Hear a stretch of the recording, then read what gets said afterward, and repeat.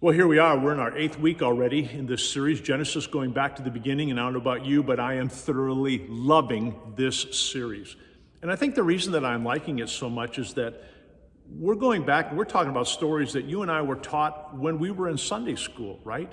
But here's the thing that I love about this. It doesn't matter how well you think you know the scriptures. When you go back to the stories that you've read over and over again, isn't it amazing how God brings to you something new, something fresh? Those are the things that truly excite me. And I have learned a lot in this series in the book of Genesis. I want to remind you that on Sunday I talked about a verse in Matthew. It's called the Olivet Discourse. Remember what that is? The Olivet Discourse is a time when Jesus was having a private discussion with his disciples. It happened about 2 or 3 days before he went to the cross. Do you remember what the subject was they were talking about? They were talking about the end times. And Jesus is teaching his disciples that if you want to know about what the end times are going to look like, you have to go back to the days of Noah. He's comparing the two. And here's what I want you to remember.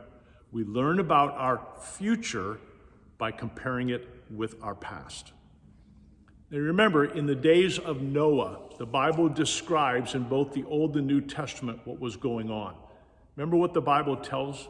The Bible tells us that there was a great materialism. There was a very much an appetite for the materialistic things of the world. The Bible tells us that there was a lot of demonic activity that was going on. The Bible tells us that the marriage and the family and sexual perversion was running rapid through the world. The Bible also tells us that there was a lot of violence that was in place, and on top of that, it was just an ungodly type of behavior. All of these things were going on, and then the Bible tells us that God was fed up with what he was made, and what did he do? He kind of hits the delete button.